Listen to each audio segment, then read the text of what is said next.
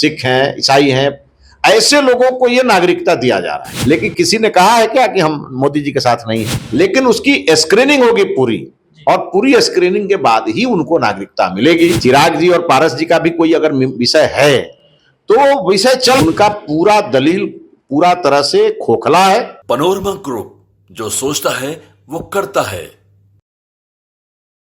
नमस्कार, भारत लाइव देख रहे हैं आप। साल 2024 है और चुनावी साल है। इस साल में बहुत कुछ रणनीति बदलेगी अलग अलग गठबंधन दल के, चाहे वो एनडीए गठबंधन हो या फिर महागठबंधन की सरकार हो।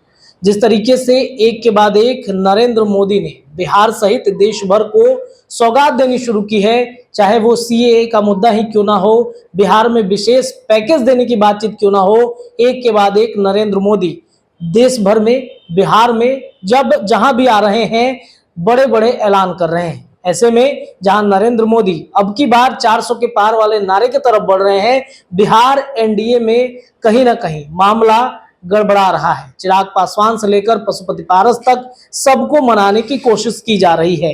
क्या एनडीए गठबंधन टूटेगा, बचेगा, कैसे रणनीति बनेगी? अब की बार 400 के पार वाले नारे पर भाजपा कैसे नरेंद्र मोदी को तीसरी बार गद्दी पर बैठाएगी प्रधानमंत्री का, तमाम विषयों पर बातचीत करेंगे। भारतीय जनता पार्टी के प्रदेश महामंत्री हैं मिथिलेश तिवारी सर, इनसे जुड़ते हैं। सर, सबसे पहले तो नरेंद्र मोदी के द्वारा जो सीएए एनआरसी लागू किया गया है, आपको नहीं लगता है कि देश भर में एक विवाद इससे कहीं ना कहीं शुरू हो जाएगा? नहीं, ये विवाद का समाधान है कि जो लोग आज भारत में ये सोच के आए कि भारत सबको शरण देता है, भारत जो है सो जो बाहर से आते हैं उनको अतिथि देवो भव की परंपरा भारत में रहती है, और उनको भारत में ऐसा कानून नहीं था जिस कानून से उनको हम शरण दे सकते थे, उनको भारत की नागरिकता दे सकते थे। और वो लोग भारत आए जो लोग जिस भी देश में थे और वहाँ के बहुसंख्यक समाज के द्वारा प्रताड़ित हुए, मतलब उनका हर हाल में तुष्टीकरण हुआ, वो वहां से भागे तो दुनिया में उनको एक ही देश दिखा, भारत, जहां सर्वधर्म समभाव का देश है, जहां अतिथि देवो भव की परंपरा है, वो भारत में आए। लेकिन हमारे पास कोई कानून नहीं था जिस कानून से हम उनको इस देश की नागरिकता दे सकते थे। हमारी सरकार ने पहल किया और पहल करके सीएए कानून लागू किया, और अब तो वह कानून लागू हो गया है देश में, और इससे पूरे देश में एक अजब प्रकार का माहौल है। छाती वही लोग पीट रहे हैं जो इस देश की नागरिकता ओसामा बिन लादेन जैसे लोगों को दिलाना चाहते हैं। तो नरेंद्र मोदी जी के प्रधानमंत्री रहते, अमित शाह जी के गृह मंत्री रहते, ऐसे किसी लोगों को नागरिकता भारत की नहीं मिलने वाली है, और वैसे कोई लोग वंचित नहीं रहेंगे जो लोग तुष्टीकरण के कारण इस भारत में आए।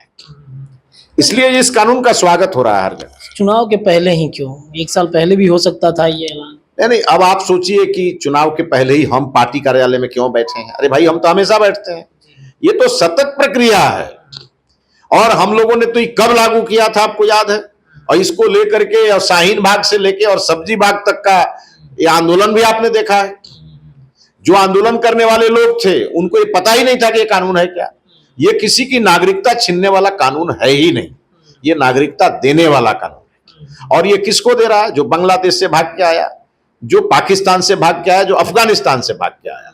और ये वो लोग हैं गैर मुस्लिम, जो हमारे धर्म है, जैन धर्म है, बौद्ध धर्म है, सिख हैं, ईसाई हैं, ऐसे लोगों को ये नागरिकता दिया जा रहा है। इसमें आपत्ति किसको होना चाहिए? इसमें किसको आपत्ति होना चाहिए? और इसकी तिथि भी तय है कि इस तारीख तक जो देश में आ गया, 2014 तक जो इस देश में आ गए, उनको ही इसका फायदा मिलेगा।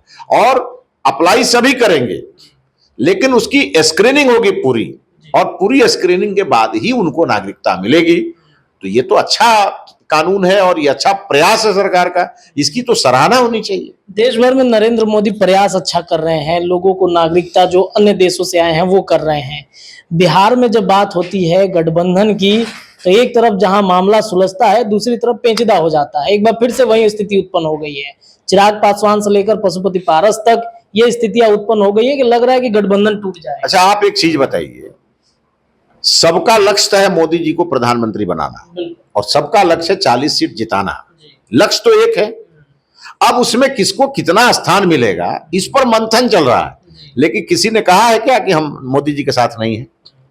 चिराग जी और पारस जी का भी कोई अगर विषय है तो विषय चल रहा है, वो उसका जल्दी समाधान हो जाएगा। लेकिन सभी का प्रयास है मोदी जी को प्रधानमंत्री बनाना, सभी का प्रयास है 40 सीट जिताना।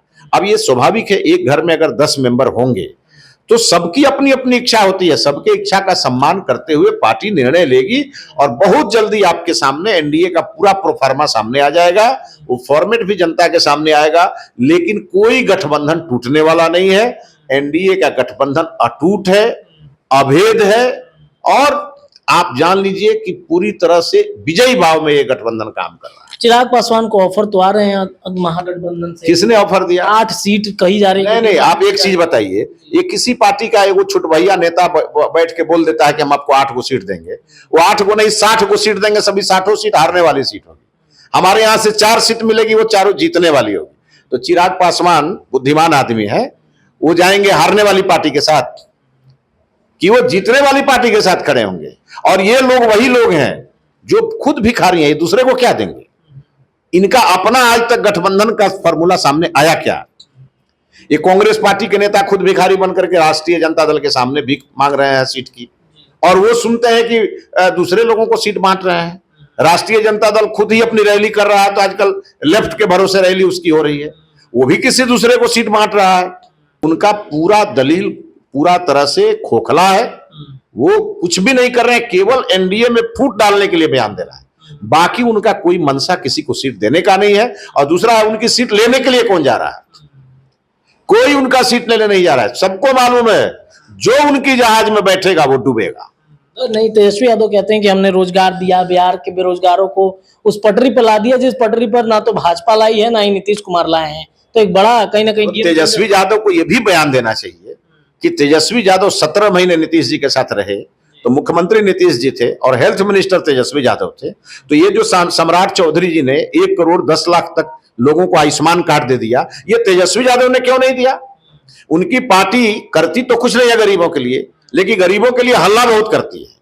तो ये तो गरीबों को मिलना था ना। ये आयुष्मान कार्ड का जो पूरा लाभ है, मोदी जी का ये सबसे स्वर्णिम योजना है, ये इसको क्यों दबा के रखे थे? ये क्यों नहीं गरीबों को दिया? तो ये जो देना था, जो आसान था, वो तो दिया नहीं। और जो हमारी सरकार के समय जो हम लोगों ने उसकी तैयारी की थी, वो 2017 में आके बांट दिया, तो उसका श्रेय ले रहे हैं। अरे मुख्यमंत्री तो नीतीश जी थे, श्रेय तो नीतीश जी को मिलना चाहिए। आपको क्या श्रेय मिलेगा? हाँ, आपको श्रेय बालू माफिया का, शराब माफिया का और लैंड माफिया का मिलेगा, और आप वही लेकर के रहिए। तेजस्वी जी को मैं कहूंगा अपना थोड़ा सा जनरल नॉलेज बढ़ाएं, और सम्राट चौधरी जी के आते ही ये आयुष्मान कार्ड जो इतने गरीबों को मिल गया, उसको तो आप देख करके और तब अपना चेहरा शीशा में देखें, उनको पता चल जाएगा कि उनका चेहरा कितना बदनुमा है। एक अंतिम प्रश्न रहेगा, चूंकि आप बहुत दिन से पार्टी के एक सक्रिय नेता के रूप में कई मंत्री पद आपको मिले हैं, क्या इस बार लोकसभा चुनाव में मिथिलेश तिवारी को मौका मिलेगा कहीं से लोकसभा चुनाव लड़ने? देखिए, भारतीय जनता पार्टी का हर डिसीजन हमारा प्रदेश नेतृत्व और केंद्रीय नेतृत्व करता है। सभी कार्यकर्ता को पार्टी काम देती है, कार्यकर्ता अपना काम करते हैं, और कार्यकर्ता बिना इसके स्वप्न के काम करते हैं कि हमको कल क्या मिलेगा। जब मैं इस पार्टी में शुरू में आया था काम करने, तो मैं थोड़े जानता था कि मैं पार्टी का प्रदेश महासचिव बनूंगा, लेकिन काम करते करते बना, विधायक बना। तो हमारी कोई अपेक्षा नहीं है। भारतीय जनता पार्टी जो काम देती है उसको हम लोग करते रहते हैं, और इसी प्रक्रिया में भारतीय जनता पार्टी आगे बढ़ती है। क्योंकि बीजेपी जो है चौंकाने वाले फैसले राजस्थान, मध्य प्रदेश, अन्य राज्यों में ली है। बिहार में भी इस बार ऐसा लग रहा है कि कुछ नाम जो हिडन है उसे अचानक से लाकर वैसे लोकसभा क्षेत्र में रखा जाएगा जो समीकरण के हिसाब से फिट बैठेगा। तो जब रखा जाएगा तो उसका स्वागत होगा, और केंद्रीय नेतृत्व कोई फैसला करेगा तो केंद्रीय नेतृत्व कोई भी फैसला बहुत सोच समझ करके और बहुत तौल के करता है।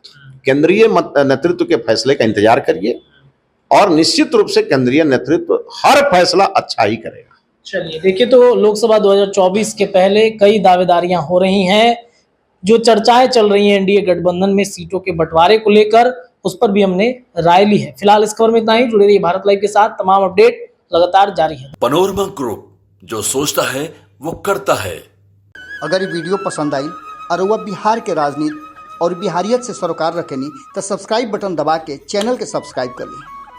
ओजे एगो घंटी बा, ओकरा बटन दबा देला से कुल सटीक और मारक खबर रुआ मुफ्त में मिल जाई।